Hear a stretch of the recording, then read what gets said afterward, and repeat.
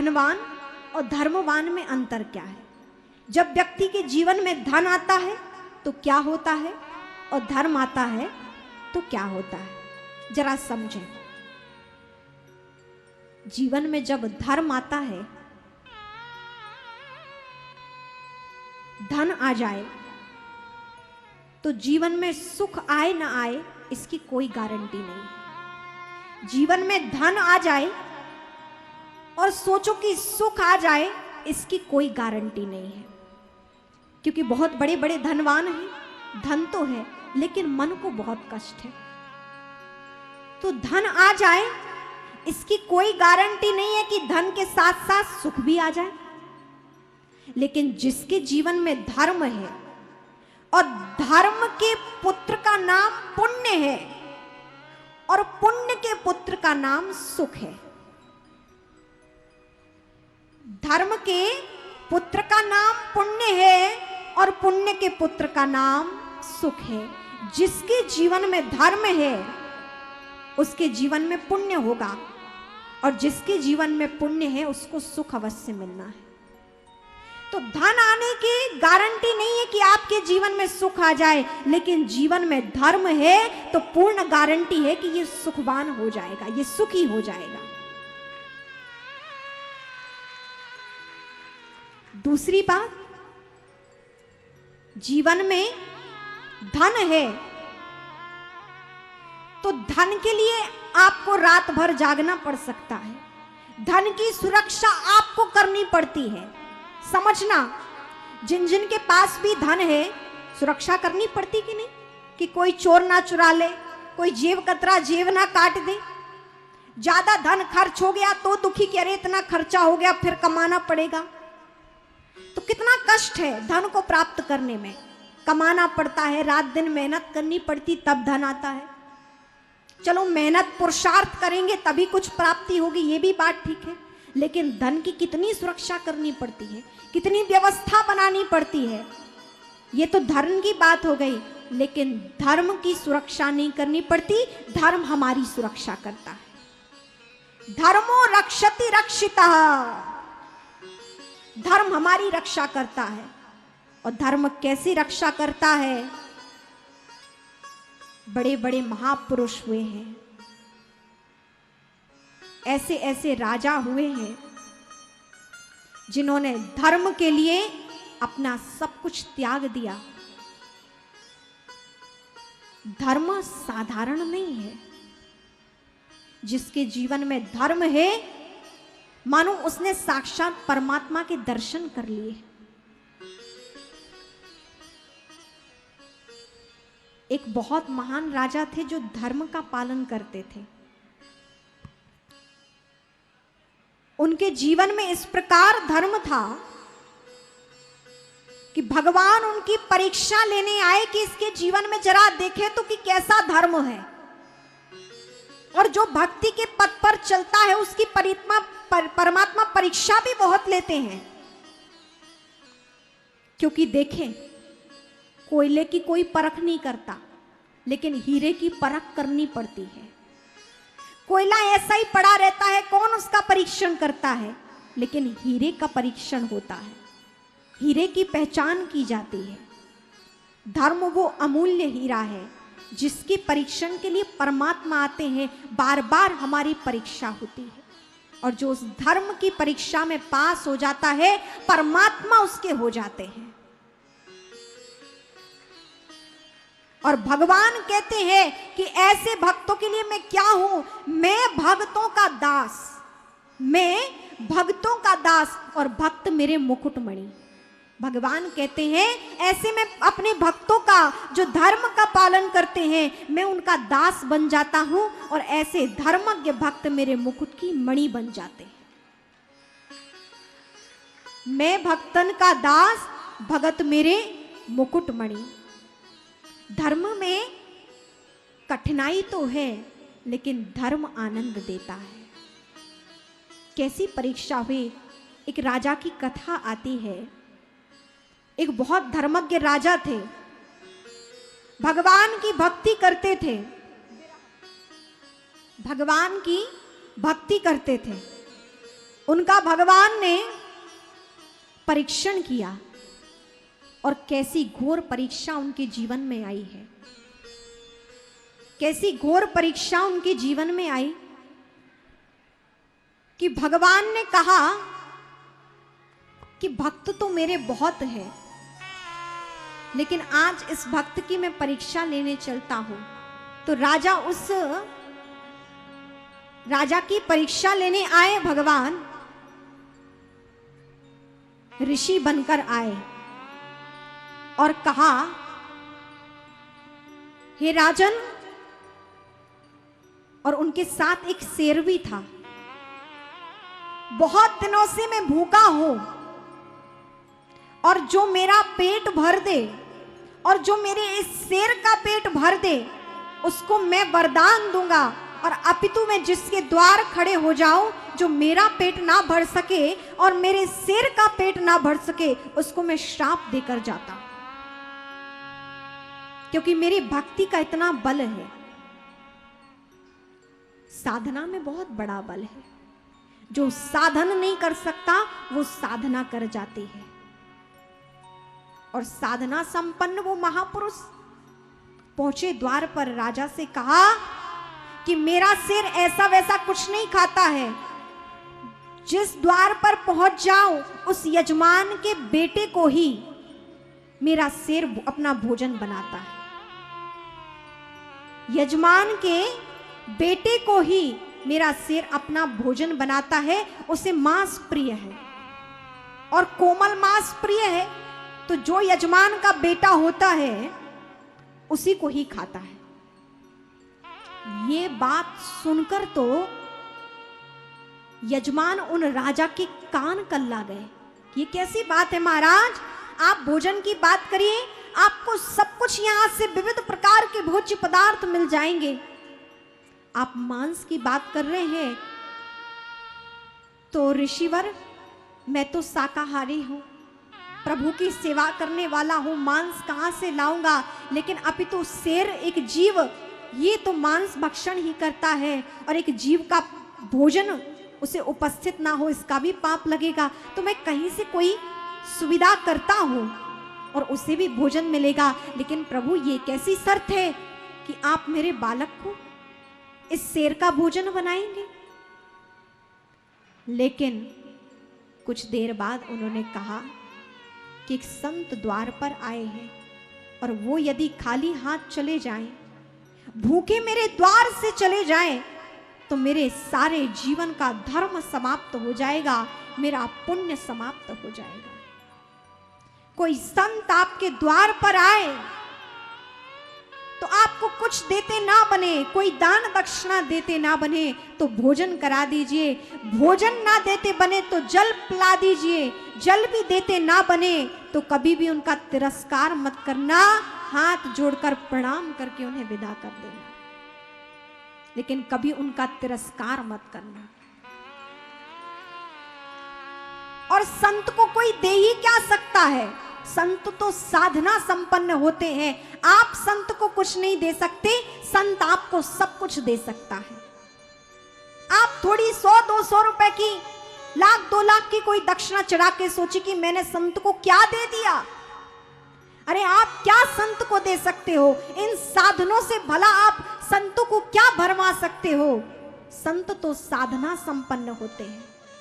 आप बाद में संतों को कुछ देते हैं, संत आपको पहले आशीर्वाद दे जाते हैं, और आशीर्वाद का मोल कुछ भी नहीं हो सकता है, आपके किसी धन के बराबर नहीं हो सकता है। और कहते हैं जब दवा काम नहीं आती है तब दुआ काम आती है। ऐसे महापुरुषों का आशीर्वाद उस समय काम आता है जब व्यक्ति सारी तरह से छूट जाता है। ऐसे संत आज जब उन राजा के द्वार पर आए तो उन्होंने सोचा यदि आज राजा हमारे यहां से खाली हाथ चले गए, बिना भोजन किए चले गए, तो मेरे तो सारे पुण्य ही समाप्त हो जाएंगे। क्या किया जाए? और कहते हैं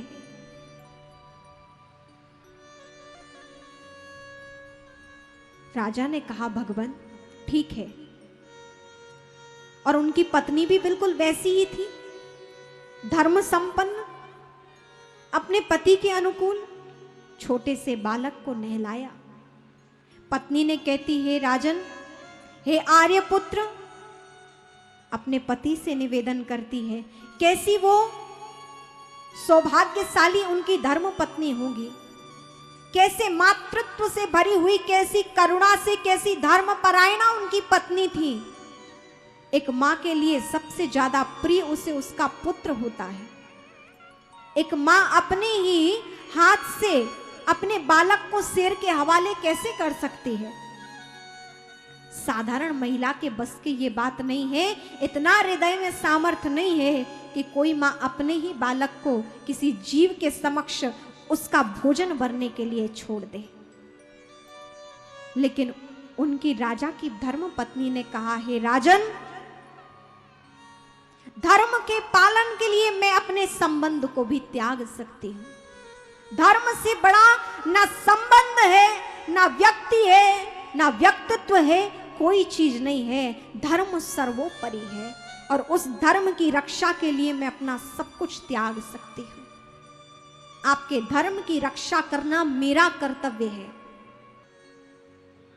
उन राजा की पत्नी ने कहा कि हे राजन, आपके धर्म के पालन को ऐसे ही निरर्थक नहीं जाने दिया जाएगा, मैं भी आपके साथी हूं। और क्या किया? तब रानी ने अपने 5 वर्ष के छोटे से बालक को लिया, स्नान कराया, संत के समक्ष पहुंची और कहा कि लीजिए भगवान, इसे आप अपने शेर को समर्पित कर दीजिए। कैसी वो माँ होगी, उसके हृदय में कितनी करुणा भरी है, लेकिन धर्म को बचाने के लिए अपने पति की महानता, उसके धर्म का पालन बना रहे, जीवन भर उसने जो पुण्य कमाया कहीं वो व्यर्थ ना चला जाए, इसलिए वो उनके संग खड़ी रही अपने बालक को छोड़ने के लिए भी। अब देखिए, जो भगवान है, जो संत के रूप में है, और वो अब और कितनी कठिन परीक्षा ले रहे हैं। कहा कि हे राजन, इस बालक को ऐसे ही हमारा शेर नहीं खाएगा, तुम्हें अपने बालक को बीच में से चीरना पड़ेगा, इसके 2 भाग करने पड़ेंगे और मेरे शेर के समक्ष डालो। और उस बालक को चीरते समय तुम दोनों में से किसी की आंखों में भी आंसू आ गए तो ये अशुद्ध हो जाएगा, मेरा शेर इसे ग्रहण नहीं करेगा। कौन ऐसी मां होगी? पहले तो अपने बालक के विषय में ऐसे सुन ली।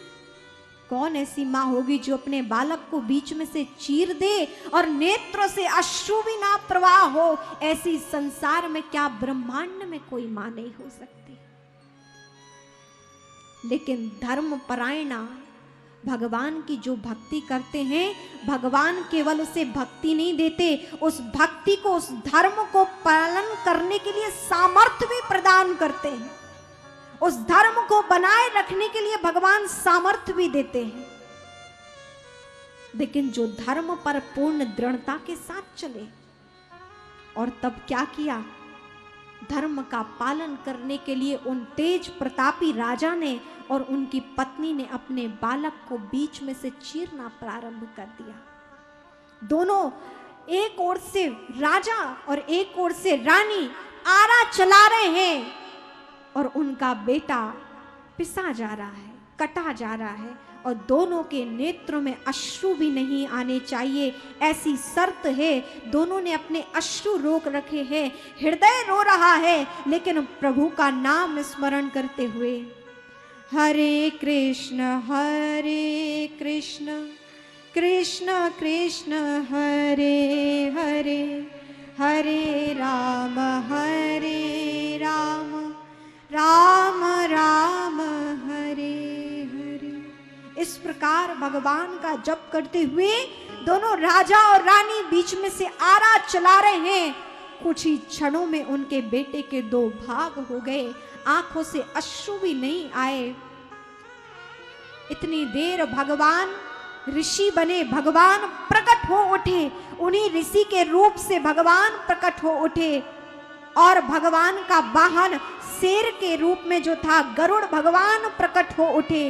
राजा और रानी को भगवान ने आशीर्वाद दिया, राजा को हृदय से लगा लिया भगवान ने और कहा, हे राजन मुझे क्षमा कर दें, आपके इस धर्म की परीक्षा के लिए मैंने इतना कठिन आपसे कार्य कराया है। भगवान भी रुदन करने लगे कि हे राजा रानी तुम धन्य हो, संसार में ऐसा क्या, ब्रह्मांड में कोई ऐसा नहीं कर सकता है, कोई अपने बालक को चीर दे और उसके आंखों से अश्रु ना आए और उसे अपने समक्ष सिंह के चरणों में समर्पित कर दे, और मेरे कहने से तुमने ऐसा किया। भगवान रुदन करने लगे और राजा को हृदय से लगा लिया और कहते, हे राजन तुम जैसा भक्त जिस भगवान का होगा उसका क्या कहना, आज से मैं तुम्हारा दास हूं और तुम मेरे आराध्य हो। मैं भगतन का दास, भगत मेरे मुकुटमणि। तब राजा ने भगवान के चरणों में नतमस्तक होते हुए कहा, भगवान आप तो परमात्मा हैं, हम जैसे दास आपकी भक्ति से सामर्थ्य प्राप्त करते हैं और अपने धर्म के पथ को चलते हैं, पालन करते हैं। हे भगवान मैं आपसे क्या मांगूं, आप वरदान देने के लिए बात कहते हैं। मेरी विनती यही है कि आज जैसी आपने मेरी परीक्षा ली है, धर्म के लिए संसार में कभी किसी की आप ऐसी परीक्षा ना लेना, संसार में पुनः किसी की आप ऐसी परीक्षा ना लेना। और भगवान ने आश्वासन दिया कि धर्म के लिए ऐसी हम किसी की परीक्षा नहीं लेंगे। और कहते हैं तब भगवान ने जीवन पर्यंत उनको अपने ही स्थान दिया, बैकुंठ में निवास दिया। और कहते जो बालक दो भाग हो गए थे, भगवान ने उस बालक के ऊपर हाथ फेरा और वो बालक और पहले से स्वस्थ, दिव्य और पूर्ण हो गया, जीवित हो उठा वो बालक। और अब तो वो बालक माता रुदन कर रही थी, तब जब शेर के मुख में चला गया उसके बाद रानी रुदन कर रही थी, उनके पीछे से आया और वो बालक रानी के हृदय से लिपट गया, पीछे से लिपट गया। जो ही रानी ने देखा कि कौन है, देखा तो अपना ही बालक अपनी गोद में पाया है। कहने का तात्पर्य है कि भक्ति पथ पर बहुत बड़ी बड़ी परीक्षाएं इस संसार में हुई हैं, धर्म में परीक्षाएं भी हुई हैं, लेकिन स्मरण रहे कि धन की आपको सुरक्षा करनी पड़ती है और धर्म आपकी रक्षा करता है। धर्म और धन में हम अंतर समझ रहे थे कि धन की आपको रक्षा करनी पड़ती है और धर्म आपकी रक्षा करता है। ऐसी रक्षा की है परमात्मा ने कि पुनः उस बालक को जीवित किया है। इसलिए धर्म का हम पालन करें। जिसके जीवन में धर्म है उसके जीवन में सब कुछ है। जो धर्मज्ञ है, क्योंकि धर्म आता है पुण्य कार्य से, और जिसके जीवन में पुण्य कार्य है उसके जीवन में पूर्ण धर्म है। धर्म की 13 पत्नियां हैं, जिसमें से दया, शांति, तितिक्षा, मैत्रीय, ये सारी धर्म की पत्नियां हैं। लेकिन प्रमुख रूप से धर्म के पुत्र हैं कौन? अभी आप लोग सुन रहे थे, धर्म के पुत्र कौन है? पुण्य। और पुण्य के पुत्र कौन है? सुख। जिसके जीवन में पुण्य है उसको सुख अवश्य मिलता है, उसको परम आनंद अवश्य मिलता है।